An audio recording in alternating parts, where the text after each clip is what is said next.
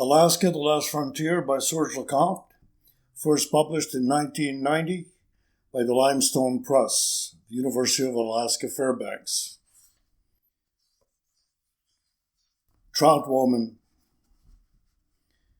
She darts to the top snapping, to grab at her own reflection, rainbowed against her body, slipping out of the grasp of fishermen husbands who laid nets in her past. One lied claiming singlehood, married to a winter village woman, native and rooted to the land like the black spruce. The second promised dreams on the islands, Pacific lava hard as the heart that died once he found her splayed, belly open in the spawning season that killed the spirit of water.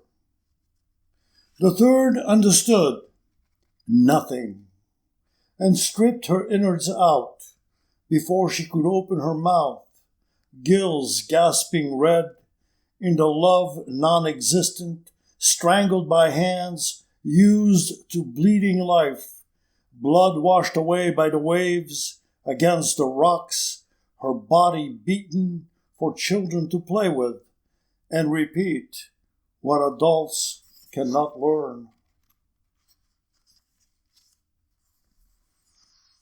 The Old Believer Woman, Homer, Alaska. The bay dormant, its boats laid to rest, the ice sinks its teeth into the shore, its hooks into the hearts of men and women forced to live together. The laundromat purrs like a lazy feline into harmony of soothing rinses and cycles, to the airwaves folksy and in tune with nature's setting the Anglo women have settled into, resigned to hobbies to kill winter with knitting, until the Old Believer Woman awakens like an early spring crocus in her yellow flowered dress and sunflowered babushka, the smell of fish from forgotten clothing rising like a strange bouillabaisse, resurrecting from Anglo women's stares husbands who had been put to sleep till next fishing season. 40 below. Uncertain of the road, his Nikes are sticking to the ice, his crystal breath racing ahead of his lungs, gasping like fish for air in a frozen pond, where a strange man skates to jingles and bells across his brain concrete with thoughts too laden to carry his legs. A woman turned breast is singing, "Have yourself a very Merry Christmas," to celebrate her freedom, unaware she is stuck in his frost-bitten cerebrum until spring breakup. Only then will she thaw and ooze out of his system if the truck ahead doesn't make a moose out of him. Eskimo ice cream. My brother and I have forgotten the sacred taste of caribou tallow our mother used to scrape into a bowl carved of birch, then pour holy seal oil to anoint the doe's legs, no longer tundra wild, then sprinkle salmon and juniper berries on top, and we would lap it all up like pups licking lard off a spoon. Now we suck on Eskimo bars that melt too quickly, tasteless as the breakfast of champions, while we laugh at the Asian passing himself off as one of us because of his slanted eyes and the fake parka he's wearing to protect him from artificial snow. But we know the ice cream man died years ago when our mother plunged into the sea, thinking she could turn seal again. But times had changed.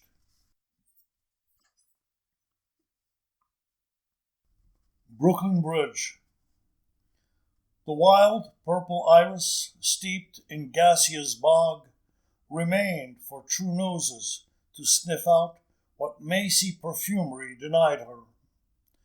The redpoll, survivor of ice and fire, outlasting dinosaurs, she victimized as sparrows as common as the New York City pigeon.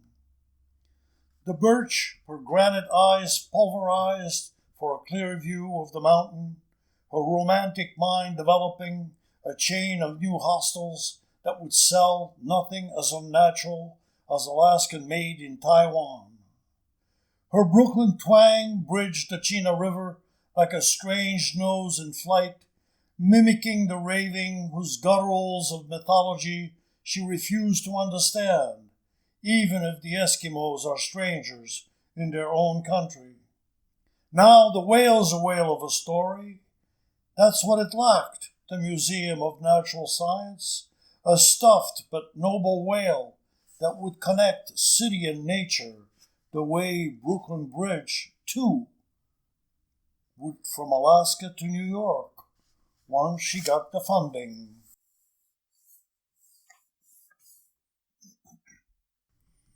Creation.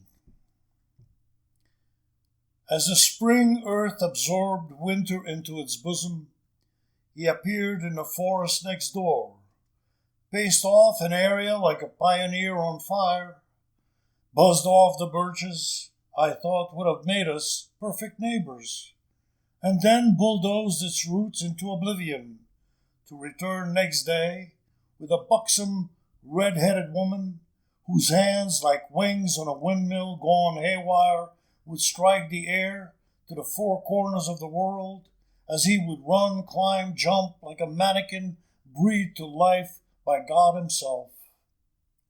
Within 6 days, a perfect house stood unfinished on the inside. Summer green quickly faded into another year as he hobbled with empty hands around his creation, looking at the ground beneath him for several silent days, then disappeared.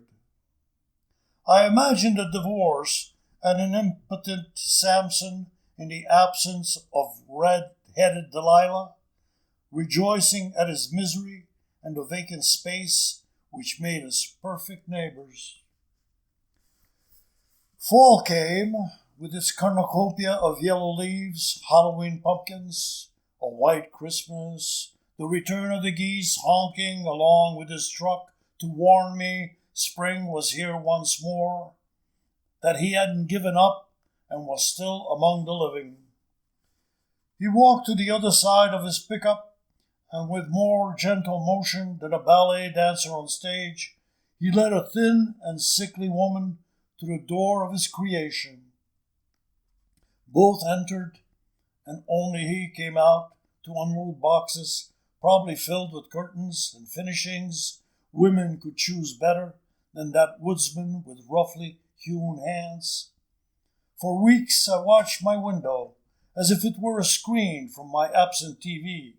When she finally ran out of his house, groping for the stairs, the air, up to the pickup truck, screaming blindly at the man, standing on the threshold in tears she apparently couldn't see, and they drove off after loading her suitcases. Fall had shaken off its leaves, proceeding into winter like a bald man. The first layer of snow gently lay like an infinite tablecloth set for winter travelers, the logs next door piled neatly, enough to impress a northern princess, his house an ice palace. I thought of my neighbor dead or frozen till next spring, and as if inspired by imagination, he suddenly emerged in the dusty air alone again. To save his soul, I rushed out of my self-imposed cell into the void, caught up with him before he vanished into spring without having shared the season with a life of his own, and after a cup of coffee and a meal, I set him up a stove on loan and told him that passions are best when fired from within, because they warm the soul, all other voices try to dampen, and that dry spruce burns better than birch.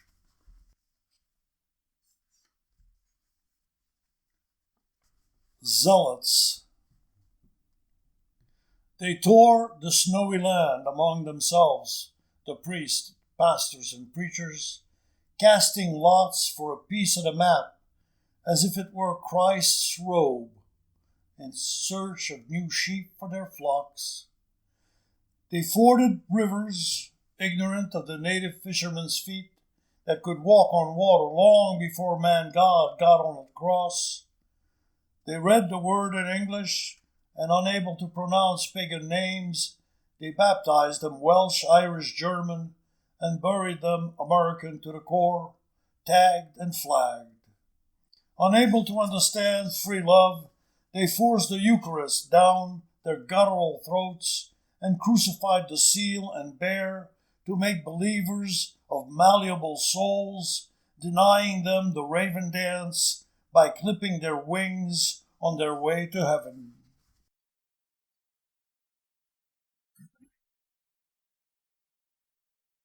Chains make good neighbors. The dog had barked all night, like a lunatic in heat, wanting freedom of expression of the natural kind, tied to a chain New England thick, forgetting my shotgun lest I perform an act I might regret.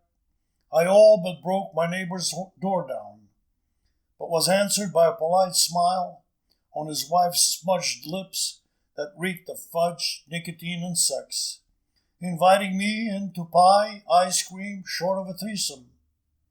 Why couldn't the dog be free to roam the woods, I asked. Obliging me on the spot, his wife bounds down the driveway like a slender, svelte gazelle into pumping iron, and freed the night and moon of barking. I returned to bed and dreamed of fudge and my neighbor's wife. When morning came, with its early spring sun, my front steps were covered with morsels of a fecal nature, the price I paid for compassion of heart. But there was no taking freedom back to its chain, once it had tasted of vulgarities and more. So shotgun in hand,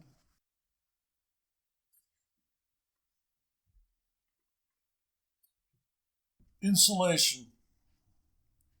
A dog, breed and owner unknown, pisses on your sled, then barks at us in winter gear braving the cold. I have no time to shoot it, or the owner for that matter. Your mother's heart, shattered shrapnel like a vase, lies on the kitchen floor, unwaxed, with flowers that cannot mend. Time is thieving from her soul, like a marauder taking unripened fruit from the tree yet to grow. Time you take away in giving. Tears steam the window, the humidifier is too efficient. You and I wave, you smiling because she is waving like a robot without batteries in reserve, her eyes ready to pop into orbit in search of a better universe. You and I must forget her. Snow will cover our tracks like a bleached tablecloth soon to be stained by tires and yet unspoken curses. Waxwings sit on branches like pears, pecking at the waning sun for warmth and frozen seeds. Spring won't be here for months, then the thaw, hopefully. You and I meet no one on this well-traveled road tonight. It is cold and cloudless, but we must return to the woman who is your mother and always will be. We need insulation in the bathroom she greets us with, her secret pain ripening like a cherry within. She plans no supper for us tonight.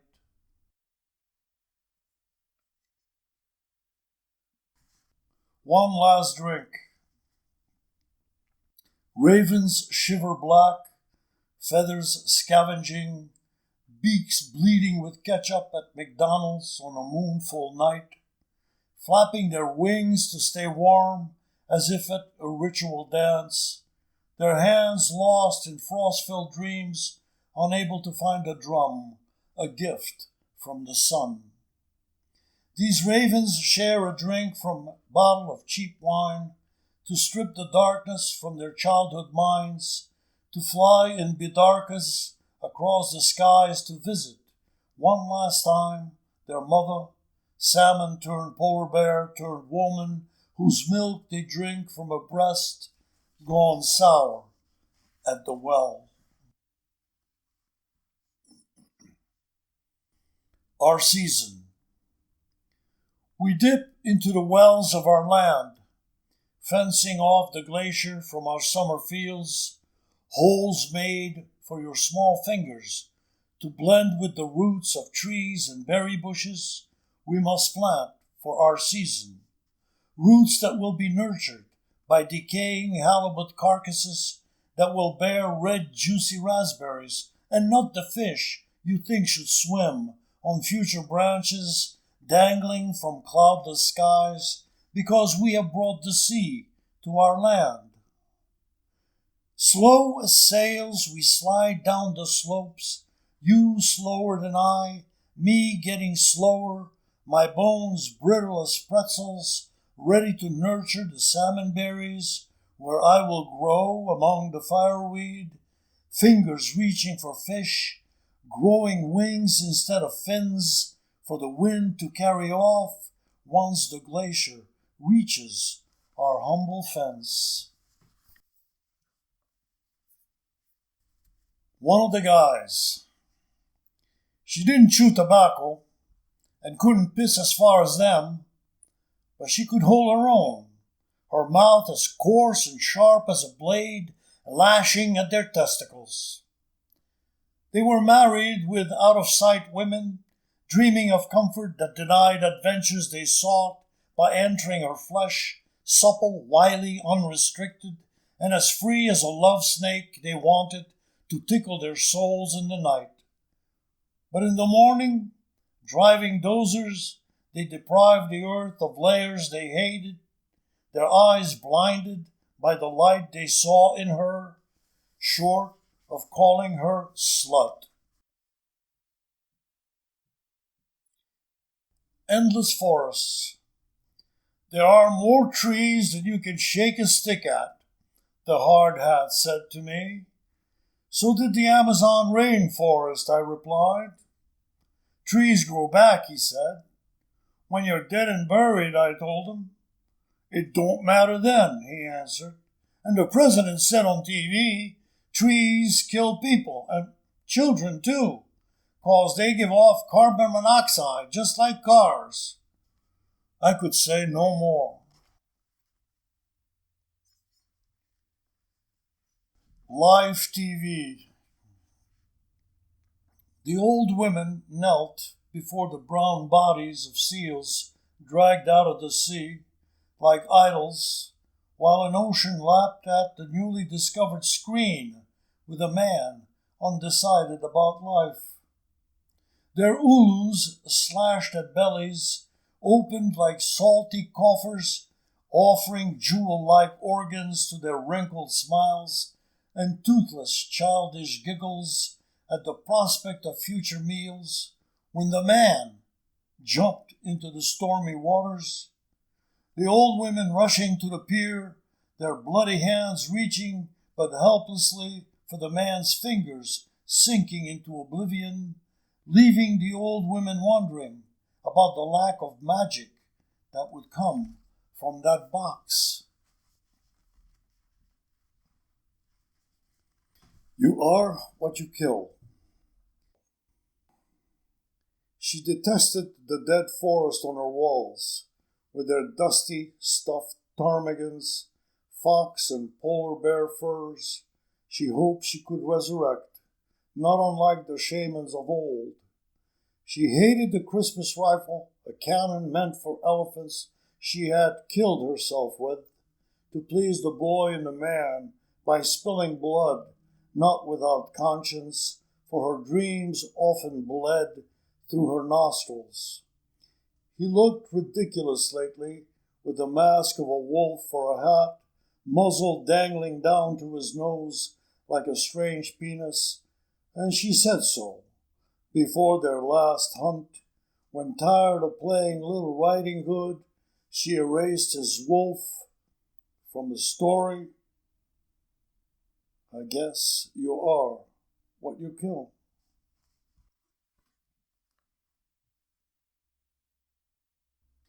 He heard the Spirit speak. The ocean is churning otters and seabirds in an asphalt bouillabaisse of despair. The sky, ripped by the cries of a woman turned seal to know why she is being skinned alive, dying to swim in the bellies of her ancestors, to live again in prayers beaten on a sacred drum. The woman's body is a stranger to water, her soul harpooned by computers on Wall Street, where the eagle knows no God.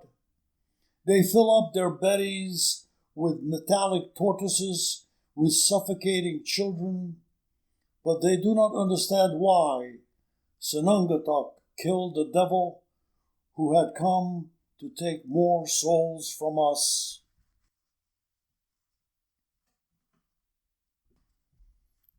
The Last Frontier. Few men or women dare, at 40 or less below, to expose their precious derrieres to Father Frost's lips or the blood-sucking Alaskan summer mosquito. The outhouse anathema to those whose soft and supple buttocks have grown lazy to the comfort of middle-class toilet seats, their shit disposed to destinies out to oceans international. Hardy pioneer bottoms are few and far between, warmed by styrofoam, a miracle the ass appreciates, especially when diarrhea, true sister of constipation, hits intestines brewed on beer on lonely nights with lonely ladies.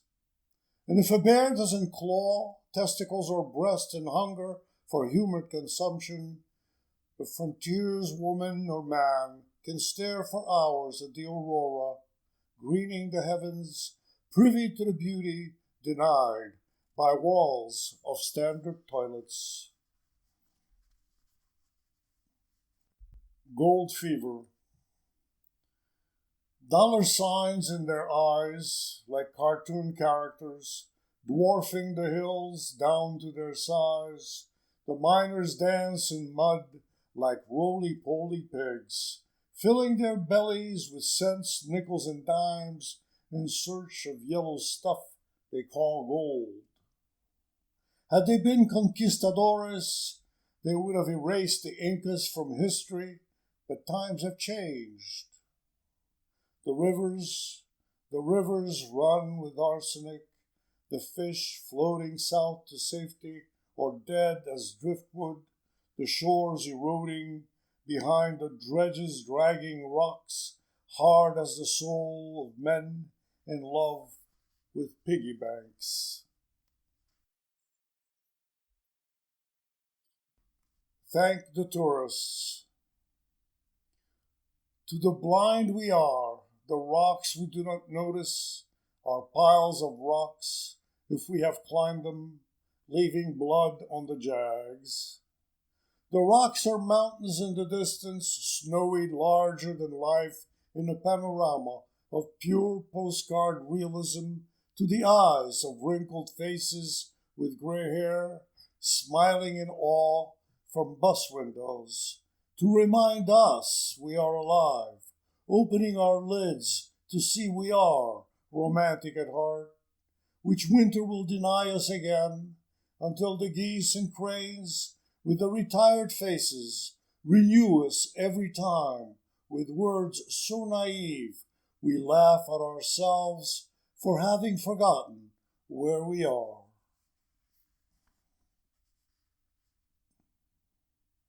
Village perfume.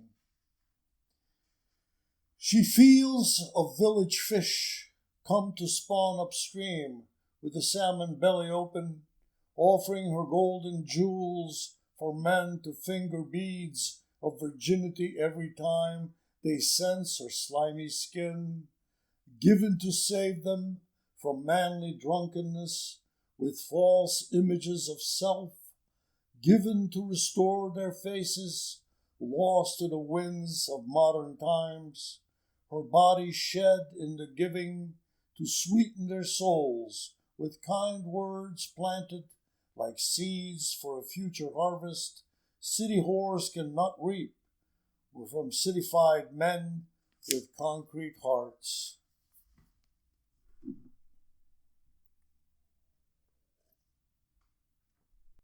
Owners.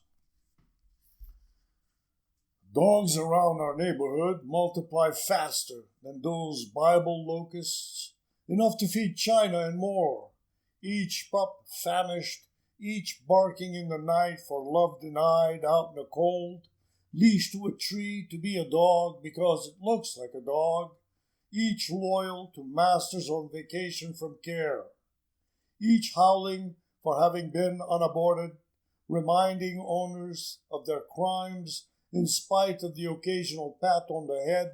Good dog, but deafness is inbred in humans.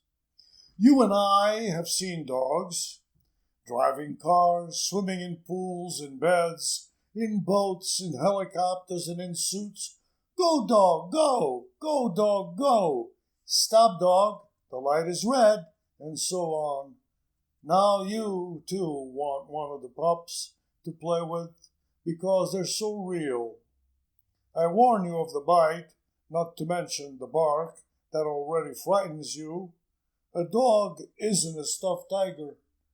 This morning, a dog committed suicide in front of my car, and I wanted to kill the master and serve him up the dog he owned. But you didn't blink or cry until you touched its fur and bloodied up your hand with life.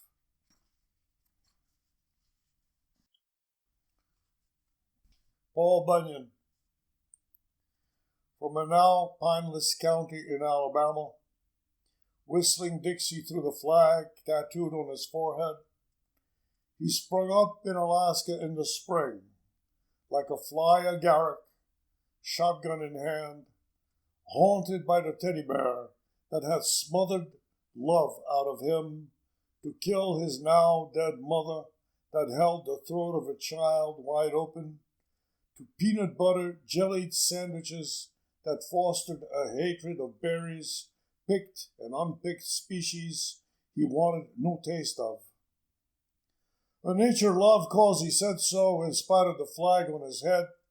His drill bit-like eyes could saw down spruce, cedar like Paul Bunyan, along with birds and mammals that hindered the panorama others cherished foolishly, as he poo-pooed the greenhouse effect until his daughter died from drinking water from his well, and he blamed.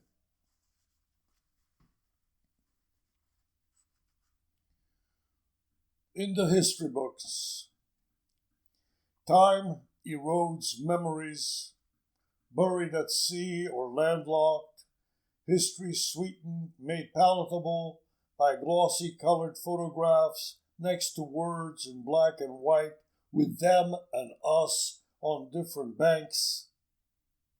And so it was, years washed away, blood from rocky shores, where fur-hungry Russians hunted, mistaking Aleuts for otters, taking their wailing wives to keep their own flesh summer warm, leaving in the silence offsprings to atone for their sins in a church built to hide skulls and bones made mysterious by historians.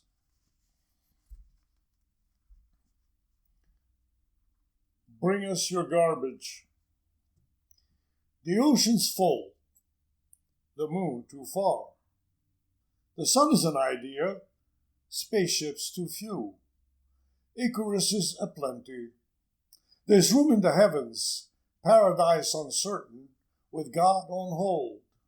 New York is overflowing, the Garden State is breathing it, and the lower 48 are ready to pay us dividends if we take their sins as our own.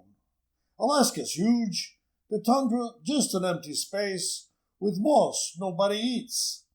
Besides, the bears and moose need feeding in the winter, and I hear there's nothing tastier than Arkansas-made polyethylene.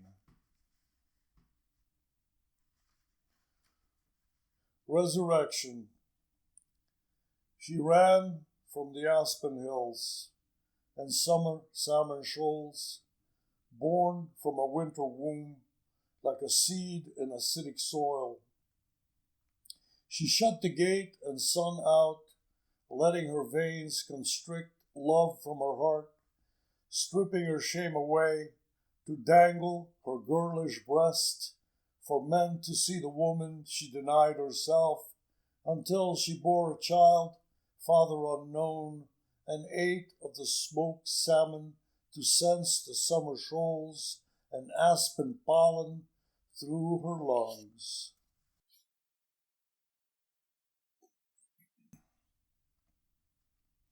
Salvaging natives. White men and women love to dissect the bellies of walruses to catalog the creatures their stomachs contain. The anthropologist digs up the sacred bones of Indians from frozen shores to display their nakedness to city men and women out of touch with their own souls to prevent others from getting to heaven. The linguist, like a dentist, pulls Yupik tongues out to scrape remnants of raven beaks to see if vowels are pure, still in the throats of children gone mute because of the priest fishing for their souls from the pulpit, defended by a rag he calls the flag.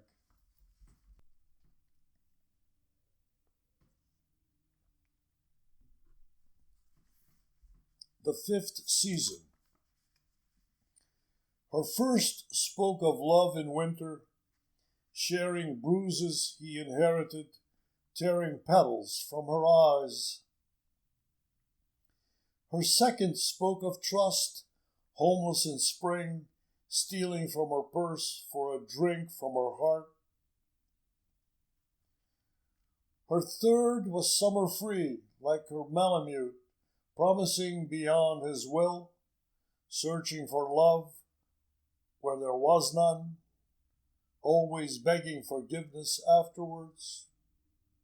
Her fourth died with the fallen leaves before he could give her life. This fifth season, she is herself.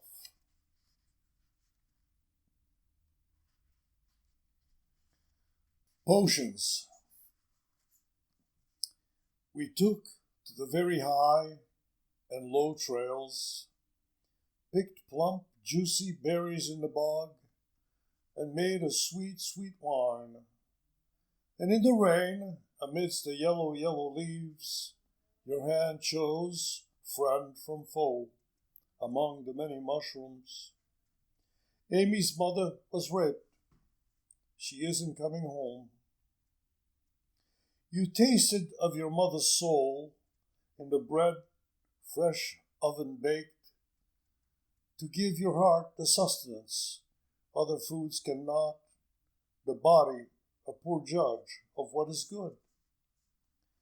Our neighbors have been robbed time and time again. We have been spared, perhaps because our cabin lacks siding and smoke from our chimney warns of our hospitality.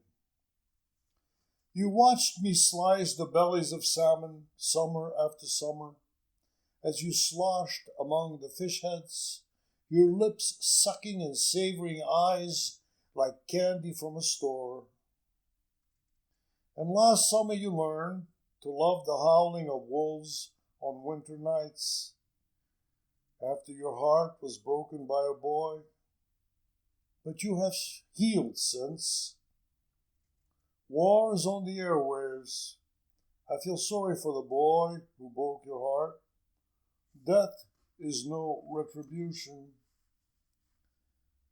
We put back what we take, you and I, from one another, and the earth whose fruits we can taste because of our own sweat, watering the roots that grow within us.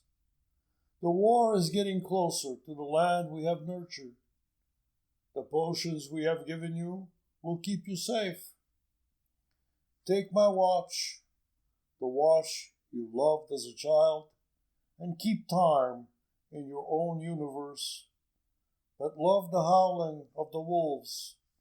Love the howling of the wolves. Saint Olga. She didn't go to church, although she had tasted of the various brands of Christ. She lived in a cabin by the river, picked bog berries in the fall, made jams and jellies, and gave it all away, asking only for the return of empty jars to fill them with another season. She mended broken paws, buckshot wings of hawks, and bathed otters in detergent. And when women were battered, she'd offer her breast for comfort like a bitch to her pups and whisper simple, sweet refrains, everything will be all right. And when men were laid off, she'd make a full pot of her famous moose stew, break out a case of beer as if to celebrate despair out of their lives, to bring forth what love was left for wives and children, until one Sunday morning, on Easter Day coincidental, they found her killed by an unknown mouth she'd fed, robbed of $5.22 as payment.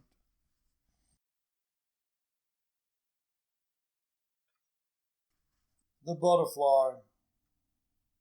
We should be 1,000 years old as you finally manage to tear winter and summer out of existence, along with the butterflies that cannot compare to the morning cloak we saw, and I captured in the cell of my palms to let you peek into the beauty that I handed you as a victim to appreciate. I should have expected the outcome as you tore its wings like an eager ogress searching for the secret of light and the precious stones that lit its body. Then you threw its frail stem down, disillusioned by the fool I must be for having expected too much of you too soon, as you cried for the other butterflies you wanted me to catch.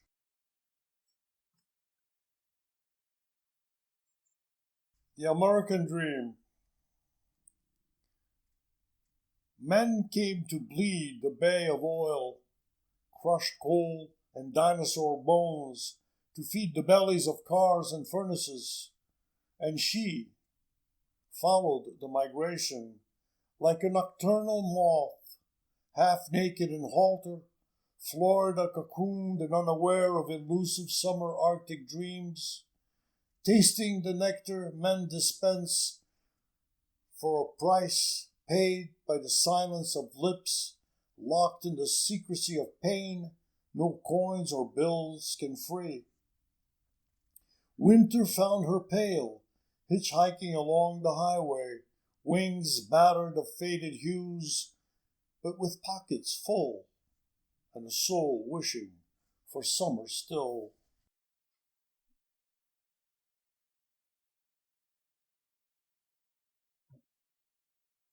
Pioneer woman. The wheel hangs on the wall, as rusty as her grandfather's pioneer soul.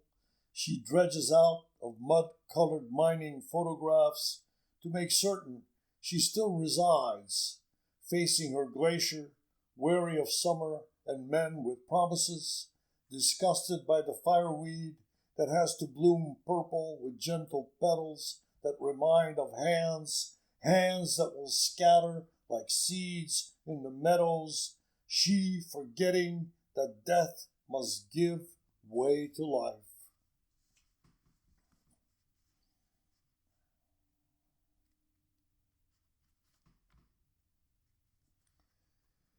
The man loved nature.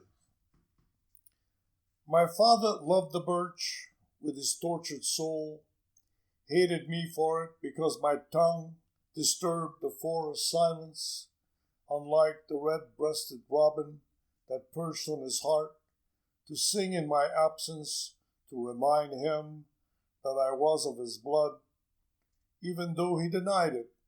To the pale, peeling bark of the maiden tree he mistook for my mother, who'd flown his coop with the cranes for the sands of Hawaii after choking on the bitter berries eaten from his hand the way he fed his sled dogs, caressed by loving fingers. In exchange for a cure, the priest mouthed a prayer of quasi-comfort, crucifix dangling above the pagan forehead, bleeding beads of sweat like Christ's blood at Gethsemane.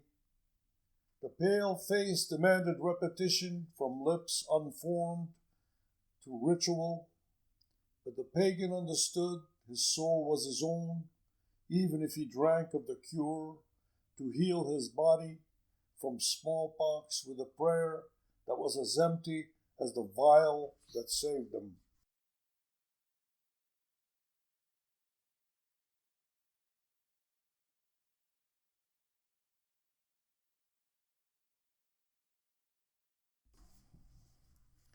Suicide in our villages. The canoes have long flown from the shores into the clouds, their soft seal intestines nothing but dust, ancestors laughing in the skies at the broken down carcasses of snow machines lining the village road with antlers for design, nights empty of dogs howling at the moon. He often chanted ancient songs like Seamus long gone, hallucinating on hash and whiskey, his soul turning snowflake into reindeer. One winter evening he was raving, the stolen sun in his belly, flapping his dark wings helplessly toward the empty rocks below, where they found his body, his soul laughing from above, with ancestors dancing to old tunes. It is time. It is time for this old man to sit by the river, because it is winter, to give the women in my life a rest from my past, worn out like the stones in the stream, to smooth out the old soul. It is time for this old man to harvest old thoughts and hang them out to dry, like the salmon come upstream for another look to see if life was worth it after all. The smell of coffee awakens me from the gun I have brought to hunt the bats that sojourn in the deep caves of my mind. It is time for this old man to stop playing foolish games and put to sleep the dead that roam the maze. It is time for this old man to drill the ice, to see if the fish still run, to see if spring will come. It is time for this old man to hug the women in his life and smell the sweet, sweet breath of summer mint.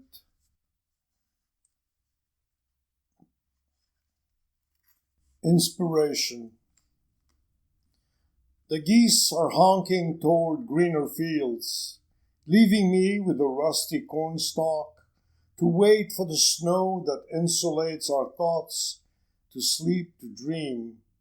But you poke with your red boots the child locked in my heart, shedding your skin and innocence like a tiny lizard, hurrying to new cool spaces, whispering in my ear images of a childhood we shared like a meal, as guests at a table for two, speaking in a strange tongue no human ever used, showing photographs from our minds, warped by their lenses, worn by time and memory, recalling sweeter thoughts, sweet because we were, in spite or because of the pain.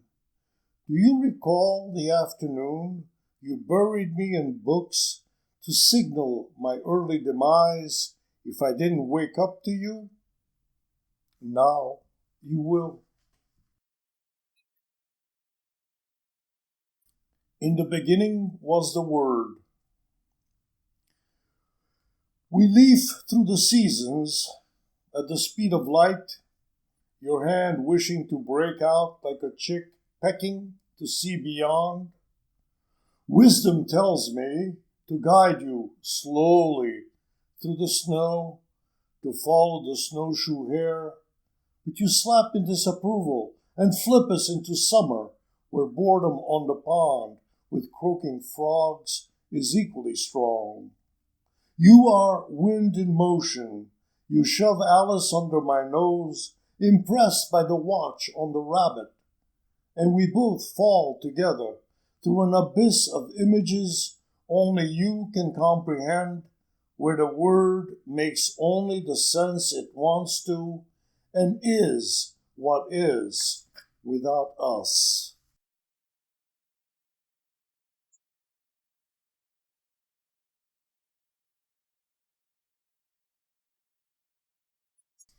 Ice fishing.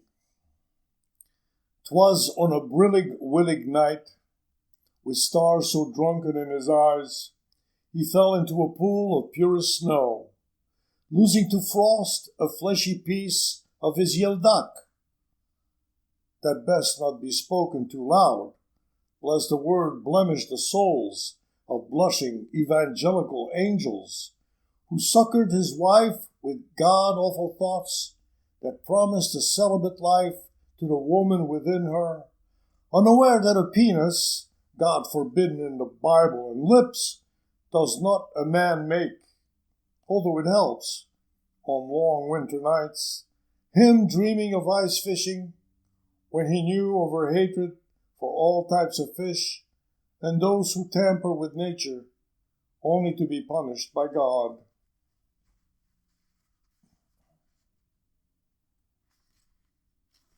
Trapped.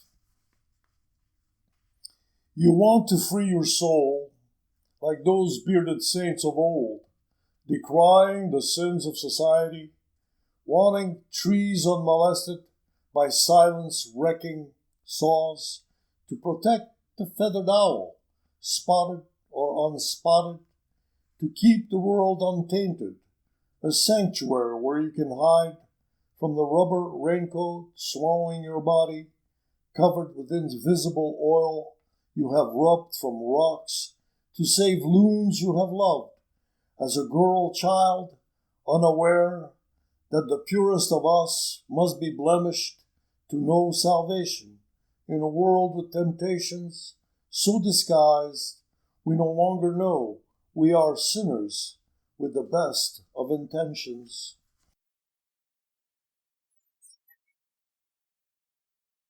Muktuk.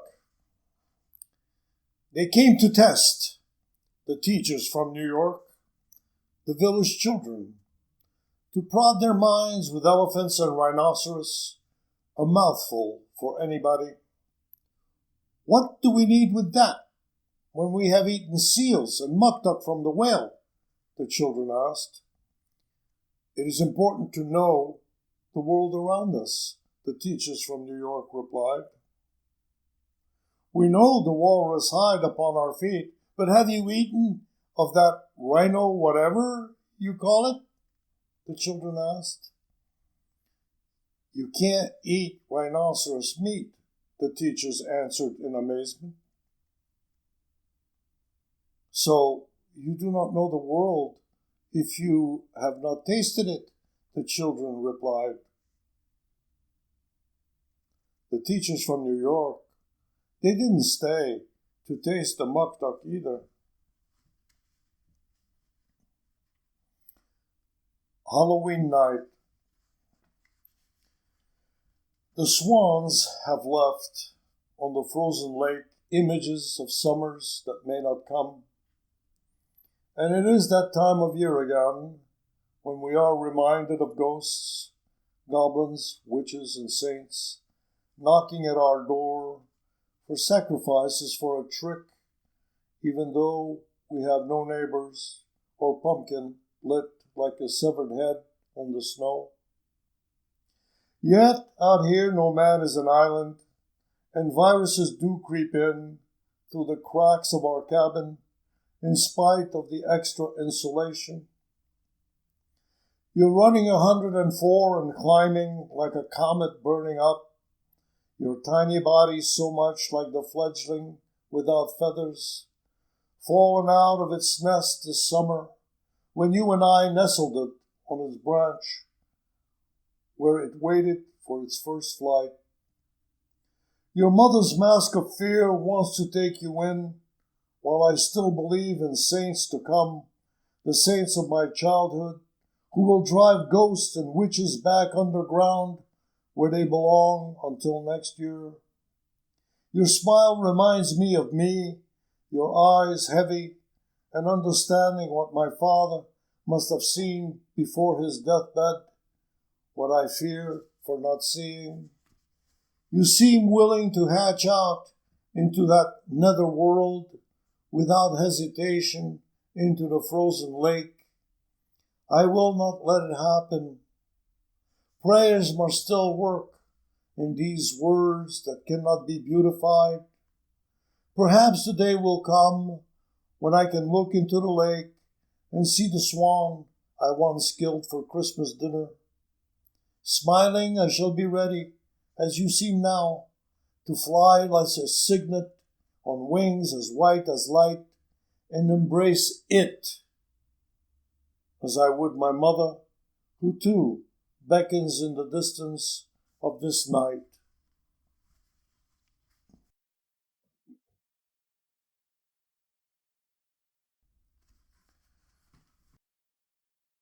Here are several prose pieces from Alaska, the Last Frontier.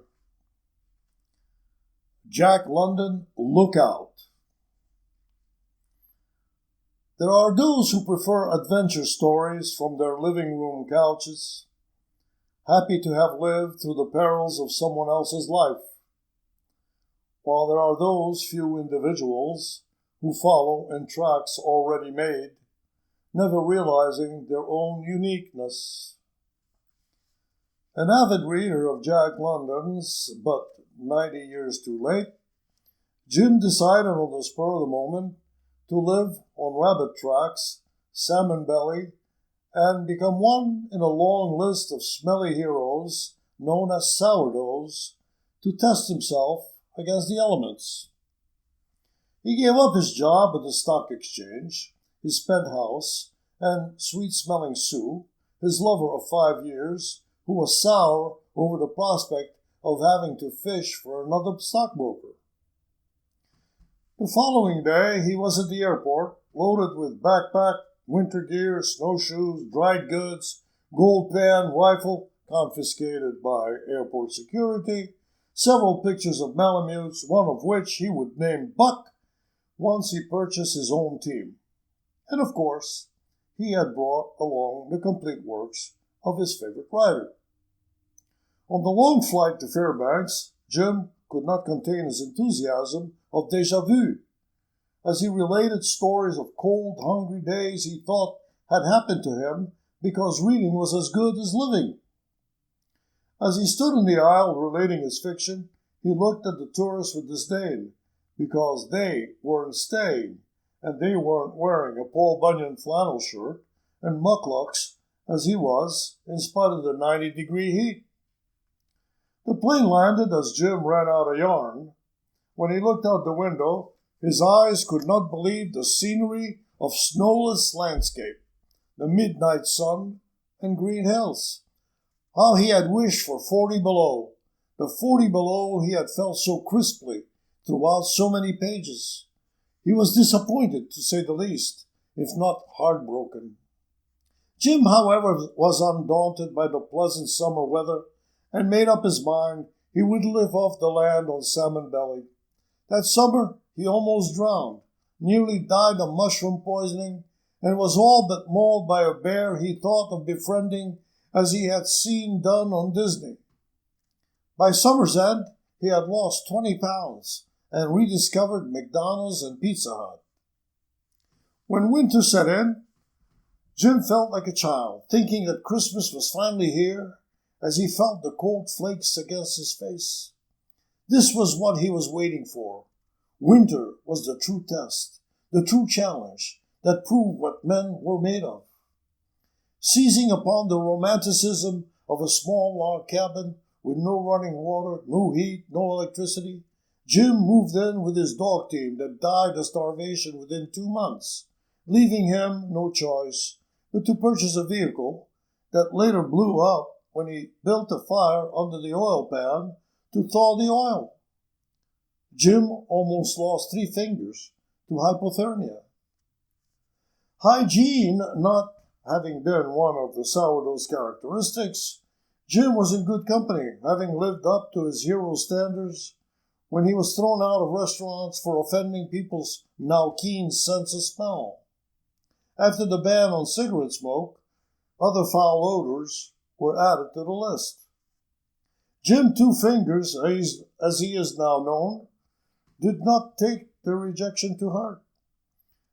With his charm and joie de vivre, he met a lady as odorful as he at the University of Alaska, where he is studying under the creative writing program. Jack London, look out.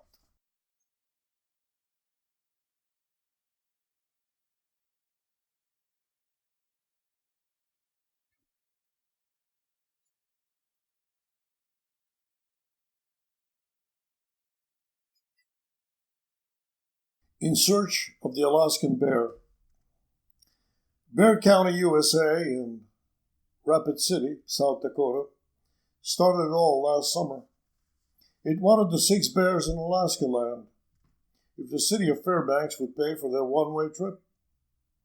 At first I thought that with winter coming on, bears were now being shipped down south to enjoy the warm weather, like the geese, ducks, and cranes.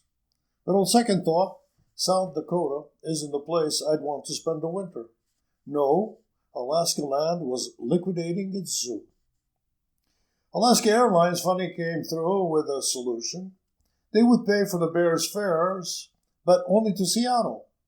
From there, the bears were on their own. I imagined these Alaskan bears picking up their luggage and checking out. I saw them hitchhiking along the crowded highways like Smokey the Bear, stuck on embankments to warn us about possible forest fires. The bears weren't leaving Alaska land until they had a definite one-way ticket to Rapid City. After all, we can't have bears traveling unaccompanied.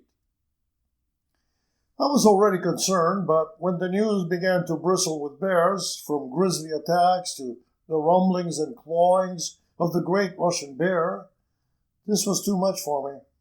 It was time to have a talk with the Alaskan bear, a species I had heard about, though it is still unknown to the scientists. I got in my car and drove speedily to McKinley Park. On a bus in McKinley Park, I sat in the back, silently watching gray heads bobbing up and down.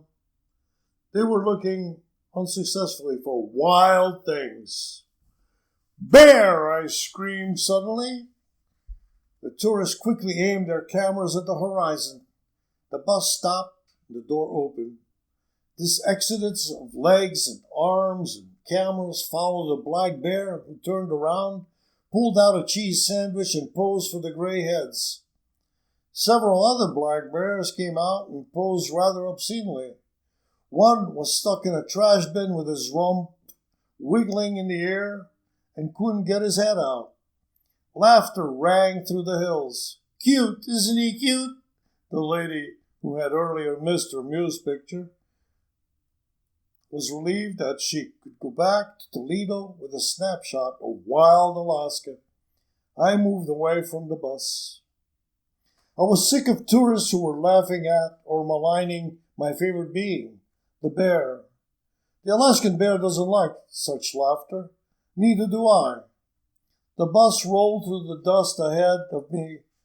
Just before getting back on, two tourists were seriously expressing their shock at the fact that a bear had gotten loose in the park, torn a tent to shreds, and scared a half a dozen people to death.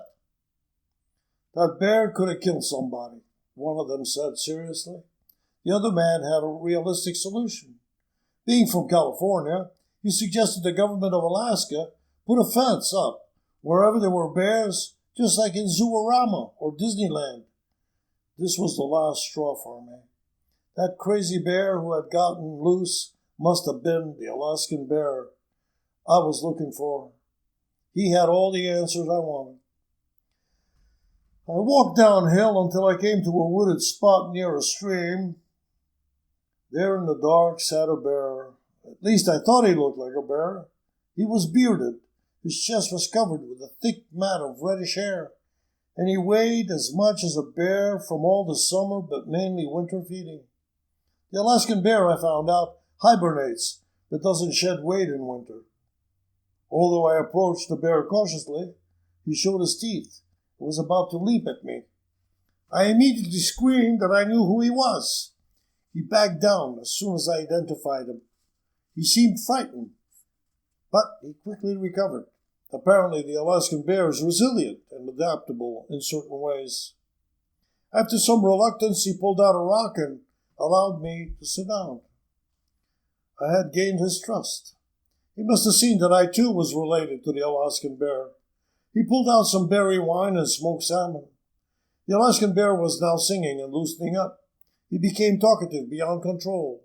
This was the time to find out why bears were becoming rowdy all over Alaska, all over the world for that matter.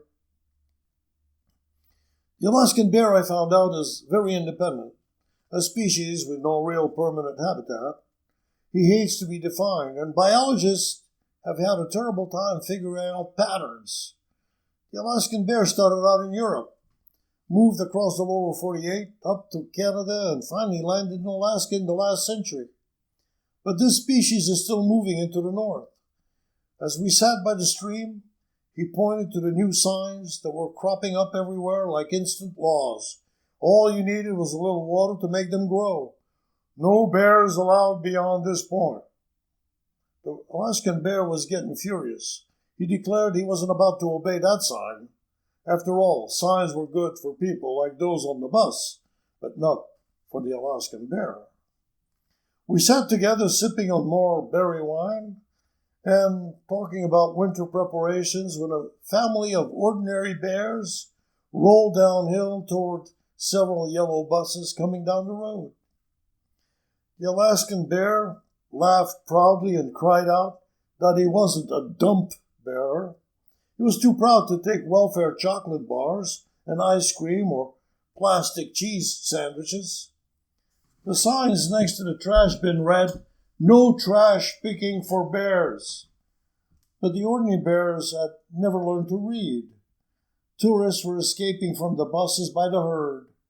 The bear family took its position next to the trash bin and posed for the tourists who rewarded the nice bears with peanuts, boiled eggs, and ham.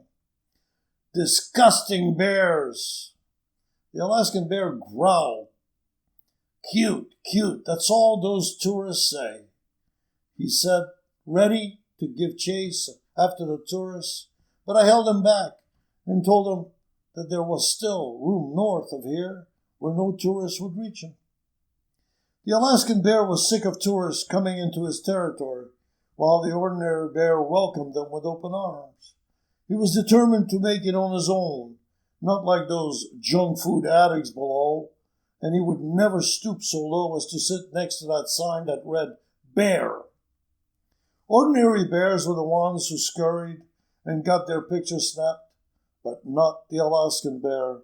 He didn't want to be seen by these tourists and other outsiders, hunters and environmentalists.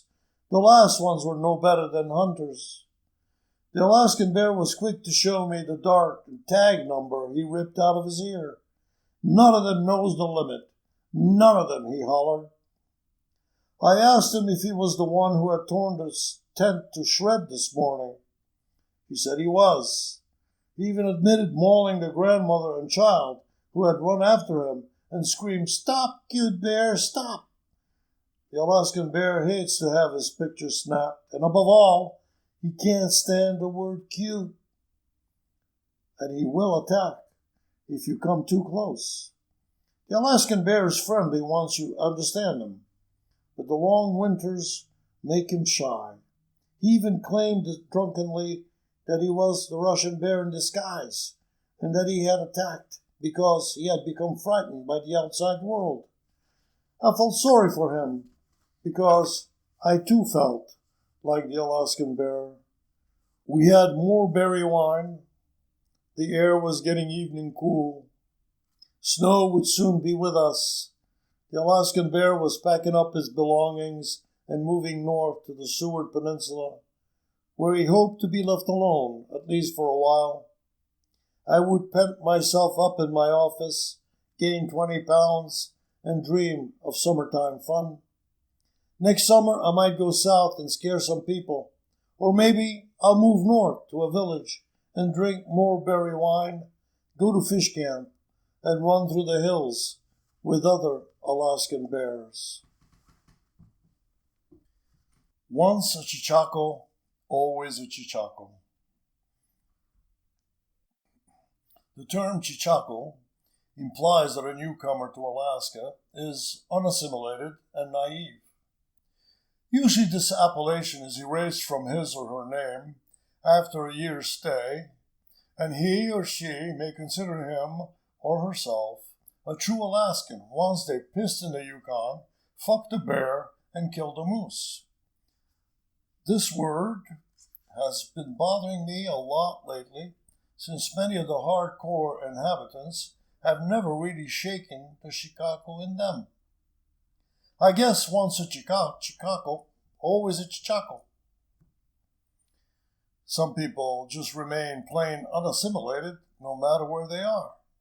Take Joe, who's been here 5 years and who blew up his car by putting a kerosene heater under the oil pan at 32 above, or Jill, whose ears fell off her head this winter just because she didn't want to smoosh her hair with an ugly woolen cap. Many come here to escape from debts, divorces, bad scenes, lousy careers, or whatever. But one thing they can't escape is the Chichaco in them. Lisa came to Alaska from Baja California 3 years ago as part of a cultural exchange. That's what she called it. She got to travel to various villages and teach the natives disco, of all things. Life went so well that summer that she decided to stay to experience postcards in reality. Being from California and having enjoyed the summer she had thought had been especially long, Lisa didn't think it would ever end until she saw white stuff falling out of the skies. She had actually run to a passerby to ask him what that white stuff was. The man told her in true Alaskan manly fashion, "Snow, dearie. That white stuff's snow." She had heard of it before, she said.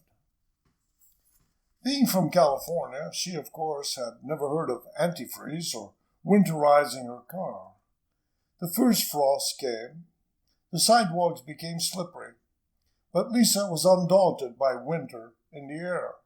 She continued to dress like a civilized human being in high-heeled leather boots and silk disco dresses, and vowed not to let her standards fall as low as these Alaska women's. As she made her way like an acrobat in training, she took a half hour to walk from the parking lot across the street to her office. But she looked good, and looks counted more than warmth for Lisa. The day I met Lisa, her radiator block had split in half due to lack of antifreeze. The week after she had her radiator replaced, she wrecked the front end of her car, thinking that snow tires were supposed to grip the road like those tiger paws screeching to a halt on the wild California highways. Slowly. You must drive slowly on ice, I told her, but she wouldn't believe me until she totaled her car in a ditch. The following day she bought a truck she called her little tank. Lisa became depressed when the sun vanished from the face of the earth. She had nothing but eclipse on her lips. It was just winter settling in, I told her. The dark suddenly frightened her, so she bought a cat, who, hating her disco music, left her to her loneliness. A caring being, Lisa left notices everywhere for a cat no one would have ever recognized. No one answered her ads. Having failed as a cat lover, she bought herself several tropical fish and plants. These took less care than a cat, she thought. It was December when she purchased them and left them in her car to have lunch with a friend and to do some last-minute Christmas shopping. 6 hours later, the fish were stuck solid in frozen ice, wrapped in plastic, and all her plants were dead. But Lisa remained human and persistent. She knew she had a green thumb, at least back in California, and she intended to stay in Alaska, even if it killed her. In April, she was fooled by an early sunshine. In May, she had ready seedlings for the planting. People kept telling her to wait until the 1st of June, but she wouldn't listen. She would have a garden before anyone else and become self-sufficient. She was already tasting of her harvest. In early May, she thought she could thaw the ground enough to put her seedlings in the ground. She had heard of people using blowtorches, but instead she came up with an easier solution. She poured gasoline all over the ground and lit a match to it, almost burning down her house in the process. The flames did, however, thaw the ground enough for her to plant her seedlings. The following morning, they all died. She blamed their death on the soil content, a sample of which she sent to the agricultural department. She still hasn't heard from them. In June, she planted a field of cabbages. Moose and hare ate most of them, but she did manage to harvest 4 heads. She was so proud of her garden skills that she took numerous pictures to send to friends back in California to prove to them that she was becoming Alaskanized and that it was possible to subsist on your own. She was even talking about Alaska seceding from the rest of the lower 48 and planned to vote independent in the next election. A year went by, and I thought that with all the bad luck she had had, Lisa might have learned from her experience. But Lisa was intent on remaining a true blue Chaco. The summer she harvested her 4 cabbages, she decided to pick berries and make jams and jellies from them to repay her friends who had been supportive during her first winter. And she brought me some. But being the cautious type and knowing Lisa well by then, I asked her to show me where she had picked these delicious berries. I wound up collecting all the jars still full of jellies and throwing away these Baneberries concoctions before she killed all her friends. That summer she froze 100 pounds of fresh salmon, only to find out she was allergic to fish through no fault of her own. Lisa is on her 3rd year, and she is still in Alaska. This year she's thinking of getting her first moose or caribou. She's learning to handle a gun, and I hope she makes it without killing herself or anyone else for that matter. Last year I remember how Lisa had bought ice fishing gear and driven out to the river at the first sign of breakup to try out her equipment. She fell through the ice, but fortunately we were all on hand to help her out of her predicament. She now thinks ice fishing is stupid because you have to stand in the cold and wait for the fish to bite.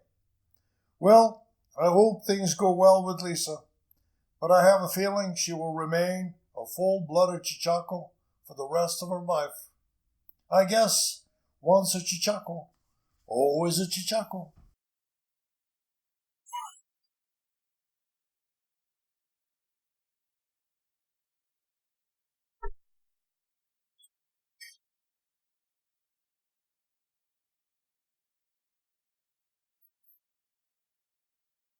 Modern times come to Alaska. Genocide by natural law. Progress has largely been used to define advances in science and technology, especially with reference to commercial opportunities and to the promotion of the material well-being of the public through goods and facilities. The Western world has mainly defined itself by this type of growth. With it came the need for new markets and frontiers, which were conquered by force.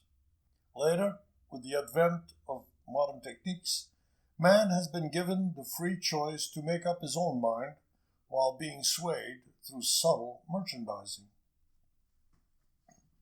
Progress in modern times have come to Alaska, the new and perhaps last frontier. A value has been placed on Alaska, and it must now, according to natural economic laws, be developed if Alaskans are to get their 2 cents out of it. Alaska, because of its development, must lose its individuality and become as homogeneous as the lower 48, in spite of its willingness to think and act rebelliously. Going through motions has been one of man's greatest and most futile activities, especially when pitted against the great machine. Alaska, since it's made up of Americans, must have its McDougal hamburger joints and burger queens. Cornucopias of J.C. Plenty and Shears and Lowbuck are here to stay, with a fashion that tells us how great we look as individuals off the assembly line. Alaska must inevitably become plasticized, metallicized, artificialized, and get with the natural look like the rest of the lower 48 most myopics see as being different from Alaska. The domino effect has always worked quite well, and as a law, it must be respected and studied. Native villages have always been fertile ground for change, growth, and progress.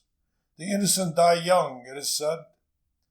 The natives became Lutheranized, tyrannized by hell, untempted by heaven, covenanted, and told to forget their unpronounceable names, and Catholicized and told to swallow the stale Eucharist from a steady and persistent white hand, which would make them into newborn men and women. The hand knew what was best for them. After all, you are what you eat. The naive and innocent are as malleable as gold, and very little persuasion is needed to tell how wrong the world outlook is. Progressive people formulate laws, spoken and unspoken. Through subtle images, the naive are told that seal oil mixed with tallow and berries could be detrimental to their health. Imagine the cholesterol count. This concoction has been replaced by the more edible, nutritive Eskimo ice cream bar made from imitation milk, but more natural tasting than the natural stuff that comes from cows. And it has all been tested by the FDA, therefore passable and edible. And what about that stuff? Muck duck, yuck. That's got to go.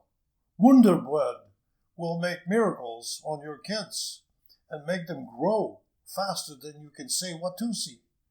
Why, Wonder Bread has got DDT, THD, and PCB all rolled into one large vitamin that will kill any normal virus. Images of whales hump across the horizon, laughing and snorting at dry dock natives. The whales grin through baleen and remind them that it is illegal to be cruel to any terrestrial being. Save the whales, a bumper sticker reads in New York City. Why can't the naive eat tuna fish like everybody else? Coke, Schlitz, powdered milk, chlorine, Nachos, munchies, chips, deodorant, powdered eggs, and other edibles crunch their way through strange, dark, new frontiers. You want to be progressive, don't you? Well, you are what you eat. They're rolling work-saving devices off planes. Small catalog shops have been opened to better mankind. Everyone needs a washing machine to get his clothes soft. Everyone knows clean clothes cleanse the soul. It all depends on the detergent you use. And with a washing machine comes a dryer. Forget the wind. It ain't efficient. Gas is the one thing of the future. And a freezer, why, you can keep a whole moose in it for an eternity. That's a long time. And there's a warranty to go with it. Why share it with your neighbor when you can have the whole moose to yourself? Greedy? I wouldn't call it that. You're an individual, aren't you? The umiak maker throws his tools out as he looks with sadness upon the fiberglass canoes.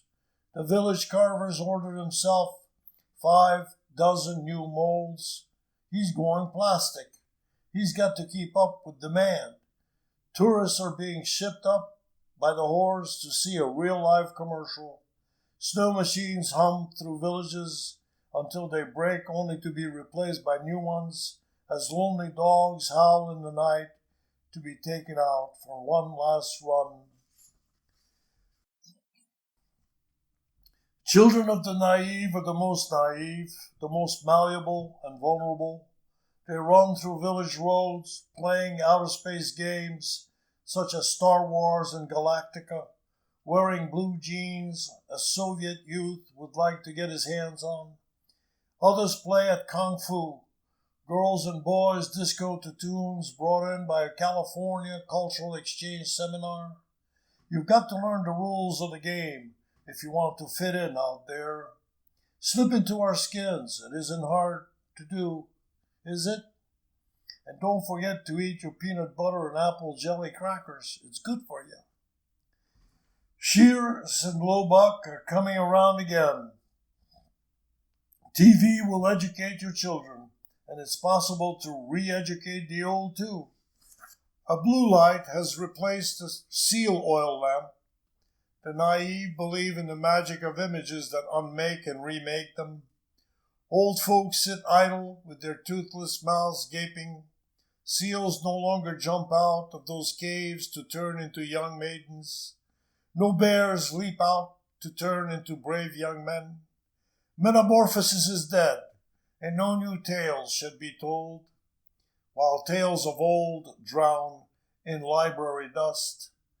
Yesterday, 3 women were watching the blue light. A man jumped into the water on the screen. The women ran out for help. A white woman laughed and told them that such images aren't really real. As the young and old potato chip their way through Kojak, a shaman weeps for the magic of images he has lost, and the world slipping through his bony fingers. In another village, fingers are pointing to Ahab's white whale. Faces rush into the living room. Eyes light up for a moment as Moby Dick emerges out of the water. A commercial.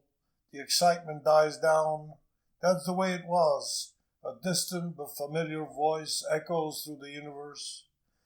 Yet another voice, much weaker, however, attempts to save the whales, seals, and a way of life as linguists rush to villages to record mute sounds and forgotten songs. Classes are being formed to teach the natives to speak again and to beat on plastic-sealed drums. Filmmakers come to capture the last whale hunt as anthropologists scurry to village sites. Before things get so camouflaged, nothing will be understood. Curators scrounge for mukluks, coats, umiaks, bones, ivory, and other artifacts for their museums. All are trying to preserve a dying way of life. But progress is far from being over. There's still room for growth, and there remains a lot of untapped resources. Ever thought about the northernmost drive-in movie?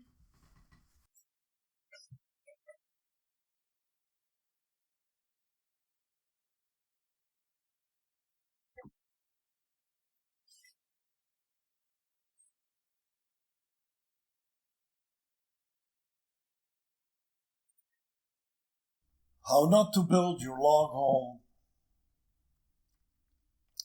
Spring was in the air. Birch and aspen were budding green, and the geese had made their way north again. Winter was over. My wife and I had endured marching songs in 1950 musicals through the floor shaking beneath our feet. Our neighbor, a theatrical fiend, was loud, to say the least. Our glasses trembled on the breakfast table under her vibrato voice. Winter was over, and we decided we had had it with apartment living. Buying a house was out of our reach, but I decided I could build one in less than 2 weeks. But where? We were not eligible for any lottery or giveaway, so we contacted a real estate man. After being shown lots of permafrost land, with natural springs and gnarled spruces blighted by the frost underneath, we declared our frustration to the realtor, who then showed us a beautiful 5-acre parcel covered with birch and aspen, with a road and a view of the mountain range. My wife shook her head and poked me in the ribs to cool my excitement, but in spite of many arguments, we signed the papers. Clearing land can be a problem if the trees are large in diameter, but I was lucky. Our trees were rather small. I cleared a 50 by 50 foot area in 2 days all by myself. I dug roots out of ice chunks. The earth was still frozen. How do you pour concrete in frozen earth? How do you dig through it? Patience and sunshine are the key words. So we let the sun and patience melt away the frozen earth for us. We still had not decided on the type of house we were going to build. There seemed to be 2 schools of thought in housing, those who prefer frame houses and those who prefer log homes.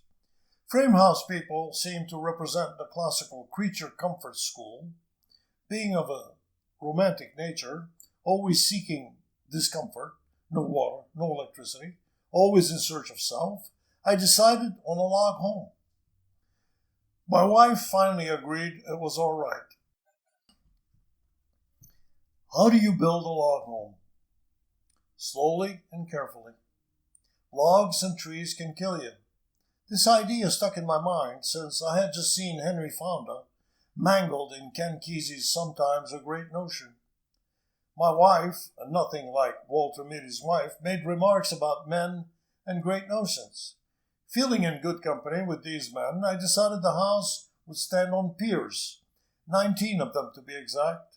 I also decided our home would be a 2-story building with no one playing marching music, and that the logs would be larger than anything I'd ever seen before, 22 inches in diameter. Think of the insulation factor.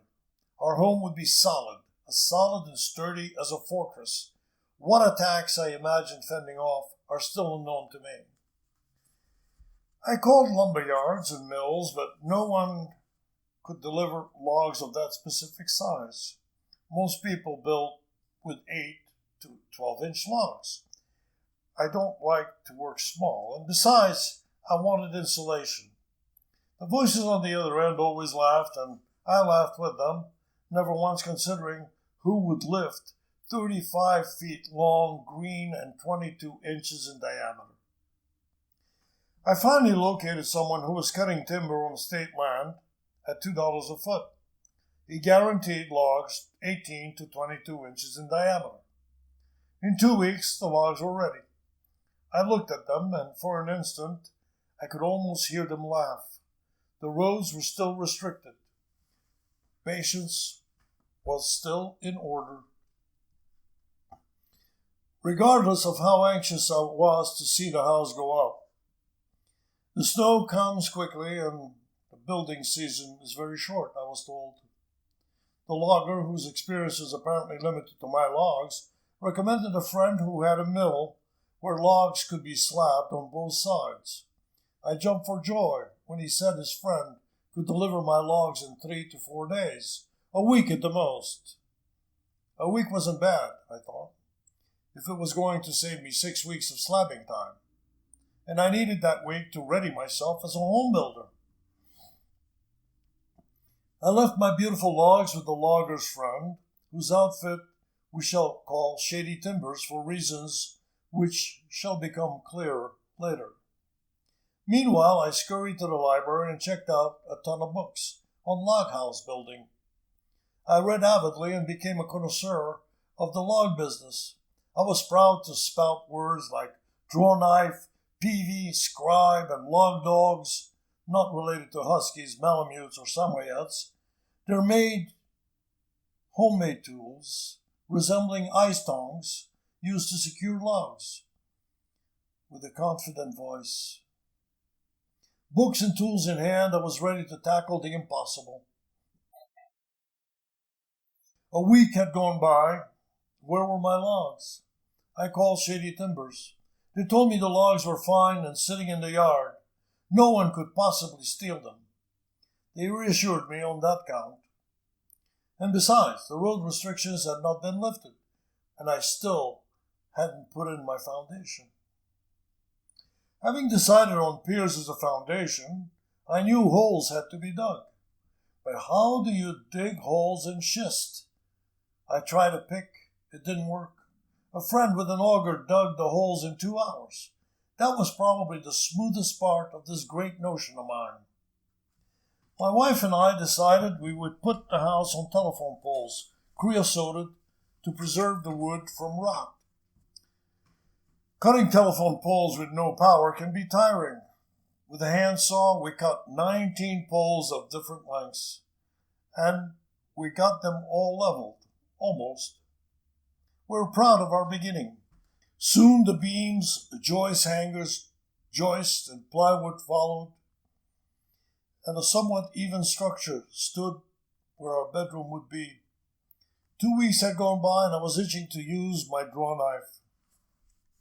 I called Shady Timbers to find out how my logs were coming along. My logs looked good. They were sitting in the yard, and I was assured that nobody could carry them off. I told them I had bought the logs green in order to peel them easily. They suggested I come to their yard and peel them there. The image of scarred logs did not appeal to me. Shady Timbers had taken another job and would get to my logs in another 2 weeks. The road restrictions were no longer in effect. The need for patience was. I waited. The phone rang 2 weeks later, and a voice told me my logs were ready. They delivered one load. 25 out of 65 logs wasn't bad, which I peeled in 3 days, during which I cut my knees with a draw knife, sliced my fingers, jammed my knuckles, and performed acrobatics on wet logs no modern Olympian had ever performed. But the logs were peeled, and I had done it myself. Now I was ready to tackle that great notion. Where were the other logs? I called Shady Timbers again. Another load would be ready soon. When? Another week. Meanwhile, you can start building with what you got, they told me. I was proud of the term half log and told them I didn't have the beginnings. The logs which had been delivered were smaller than those I had seen in the yard. I pictured a top-heavy building taking shape. But I was slowly learning the virtue of patience and told them I would wait. After all, they told me that nobody could carry the logs off their yard. Meanwhile, I was beginning to wonder how I would lift logs that weighed approximately 1,500 pounds all by myself. Atlas I am not even an average Paul Bunyan. I heard about a magical wand known as the gin pole. Back to the library. The card catalog showed nothing under gin pole. Lots under gin and pole, but not gin pole. An acquaintance suggested I call someone who had recently completed the log house using a gin pole. This young man assured me he could do the job since an old-timer had shown him the secret of the gin pole. We drove to the hardware store and bought cable, clamps, telephone pole, winch, and 75 feet of nylon cord. After 1 day of struggle, we anchored the pole, and I couldn't wait to lift those logs with this gin pole, whose formula clearly had been left as a legacy for all to use by an old-timer. Old-timer had the connotation of one who knows. That connotation has since eroded with all the summer rain. Where were the rest of my logs? They're fine. They're here. 2 weeks into July, the last logs were finally delivered. It looked as if it might take more than 2 weeks to build this great notion of mine. All the logs were now peeled and waiting to be stacked up. Nothing like watching a dream house go up before your very eyes. Testing time came one evening when a friend and I decided to put up the first log on the sill logs. Nylon stretches and stretches and stretches, especially with the 1,500 pounds at the end of the rope. The log lifted about a foot off the ground as we neared the end of the cable. But with other pulleys, we dragged this reluctant victim up and notched and spiked it after having rolled it across the floor the way pyramid builders did. We could have used some pyramid builders. The second log was a little easier to get up in spite of one squashed finger. 7 stitches later, I returned to the scene and replaced the nylon rope with a cable and chain. The phone rang. Shady Timbers was calling about their money. I had waited 6 weeks or more when I had been promised my logs in 3 days to a week. My wife, being the logical person she is, takes care of business in our house. She took the receiver from me and told them she was in charge, that a check would be sent the 1st of the month, in this case, the 1st of August. They grunted several times. They called several times and were told the same story. My finger has healed, and I was alone with a dream now becoming more and more impossible, until, like a blessing, someone showed up who knew how to build log houses. The logs went up slowly and carefully until we got to the 6th round. I was asked to go stand on the other side of a log while my partner lifted the other side off the ground. This was like asking a man to stand on the other side of a loaded shotgun. But I did as I was told. The view was beautiful until I went flying through the air and landed on my face and broke both of my hands. I was in pain, but pain is better than being dead. Apparently my partner had not been able to hold the log above his head, but forgot to tell me to get off before he let go of it. To the hospital. The dream house was now more like a hallucination. One day in the hospital, and I was ready to go home. I still could not get rid of my great notion, but my wife, logical person that she is, recommended I not move logs with my hands in casts up to my armpits. I told her I wasn't that kind of fool. I rested a week. The following Sunday, I suggested we pay Shady Timbers. A check was made out and sent so that they would get it on 1st of August. That same afternoon, we drove out to the land so my wife could see the progress I had made in 3 months. The rest of my logs were gone. They had walked off the job, so to speak, although I had been assured that nobody could move them. Who could have taken them? We returned home. My great notion dented a little more, and called Shady Timbers to ask whether they had by any chance borrowed my logs.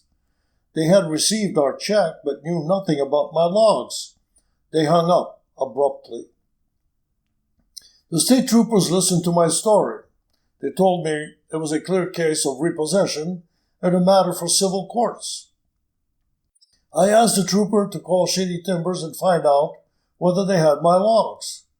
They admitted they had taken the logs back because they didn't think they were ever going to get paid.